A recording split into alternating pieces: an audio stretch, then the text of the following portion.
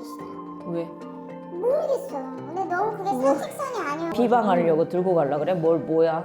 고른 내 서방이야. 그죠? 내가 시어머니를 고르지는 않았지만 자, 아들자가 나오게 되면 시어머니가 또 끼고 살 거야. 네. 완전 우리 집에 들어와서 또 스트레스 받을 거야. 거예요.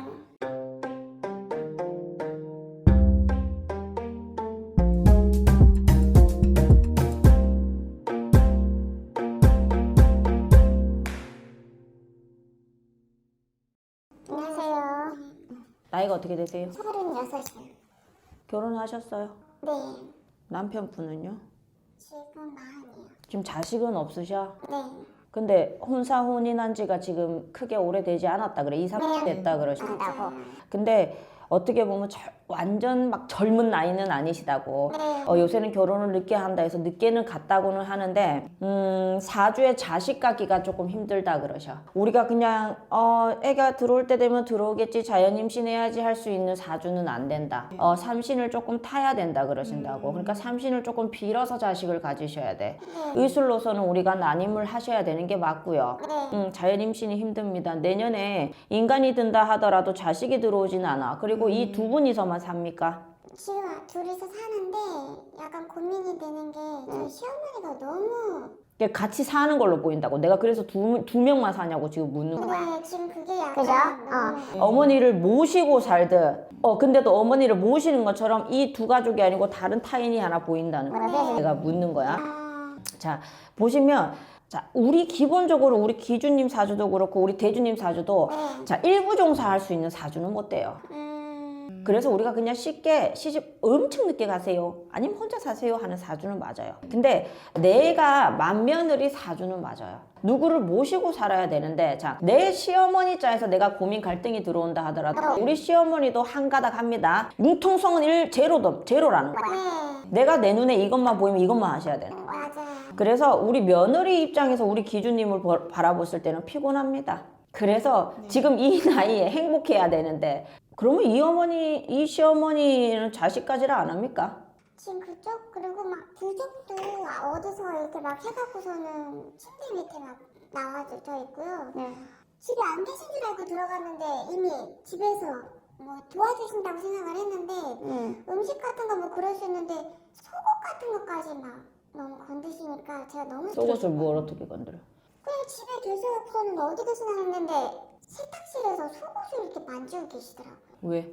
모르겠어요. 근데 너무 그게 선택선이 아니어서 비방하려고 들고 가려 그래? 뭐야? 모르겠어요. 그 속옷 볼 게 뭐 있어?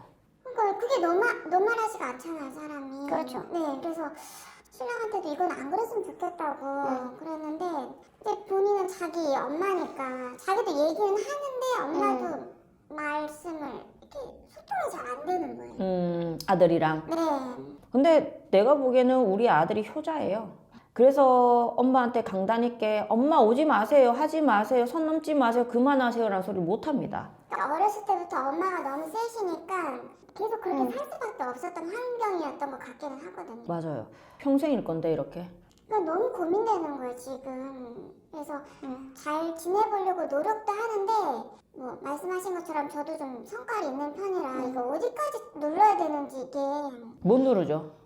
미치겠어요, 지금. 얘기는 해보셨을 거 아니야. 얘기를 해서 처음엔 좋게도 얘기를 하고 한 번은 너무 심하다 싶을 때는 저도 안 눌러지더라고요. 그래서 한 번 이제 싸움도 하게 되고, 근데 또 저도 죄책감이 드는 거예요. 어른한테 그렇게 하고 나면.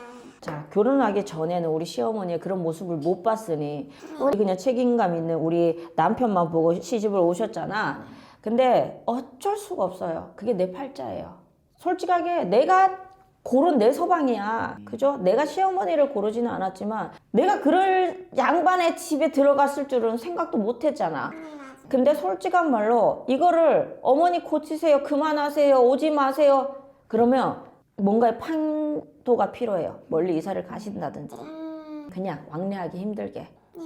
내가 조금 피곤하고 힘들지언정, 자, 어차피 어머니를 바꿔서 고치기는 힘들 거예요.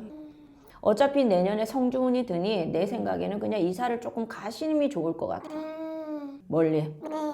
이별하세요, 못 살 거예요. 안 그랬으면 좋겠어. 왜? 남편이 너무나 무뚝뚝해도 정직하신 분이라. 그리고 가정밖에 모른다고.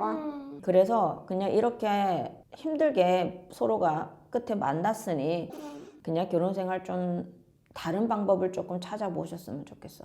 그리고 자, 아들을 놓게 될 확률이 많아요. 이 부부는. 자, 아들자가 나오게 되면 시어머니가 또 끼고 살 거야. 네. 완전 우리 집에 들어와서 또 스트레스 받을 거야. 그러면 그때도. 우리 언니 지금 일하시죠? 네. 놀고 먹을 사주 안 돼. 남한테 맡긴다 생각하지 마시고요.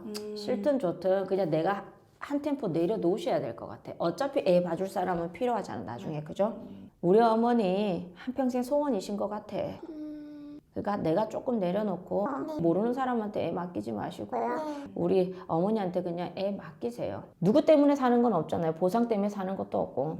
그러니까 시어머니가 돕는다 그냥 생각을 하시고요. 적정선에서 고쳐질 건 아니니까 지금 자식이 한이 맺힌 사람이야. 그냥 이사를 멀리 가시는 게 좋을 것 같아. 알겠죠? 네. 응.